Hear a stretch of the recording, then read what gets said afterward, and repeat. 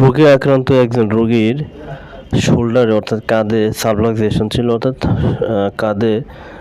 কাঁধটার নিচের দিকে নেমে যায় এবং হাতের অবস্থাটা খুবই ক্রিটিক্যাল ছিল এবং হাতে তেমন একটা মুভমেন্টও ছিল না।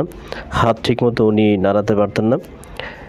ইনশাআল্লাহ বিশেষ করে আমাদের এখান থেকে চিকিৎসা নিয়ে এখন রোগী তার যে হাতের পজিশন দেখতে পাচ্ছেন, সে নিজে হাতে বল দিয়ে হাতটা ঠিকমতো মুভমেন্ট করতে পারতেছেন এবং হাতের যে মুভমেন্টটা উনি আশা করেছিলেন যে আসবে না, কিন্তু ধীরে ধীরে এখন ওনার হাতের মুভমেন্ট আসতেছে এবং হাতের যে কবজি বলেন, হাতের আঙ্গুলের মুভমেন্ট পর্যন্ত আগের অবস্থায় যাচ্ছে।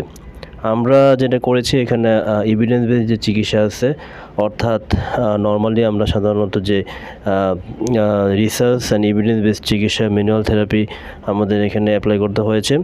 তো সেক্ষেত্রে অনেকেই এই স্ট্রোক রোগের চিকিৎসায় মেশিন থেরাপিটাকে বেশি বড় করে দেখেন, কিন্তু এখানে মেশিনকে প্রাধান্য দেওয়া যাবে না। এখানে স্কিলড একজন ফিজিওথেরাপি কনসালটেন্ট অথবা ফিজিওথেরাপি স্পেশালিস্টের মাধ্যমে প্রপার এবং সঠিক ফিজিওথেরাপি চিকিৎসাটা নিশ্চিত করতে হবে। যদি শুরু থেকে এই প্রপার স্কিল ফিজিওথেরাপি চিকিৎসা নিশ্চিত করা যায়, তাহলে স্ট্রোকের রোগী উন্নতি হওয়াটা স্বাভাবিক।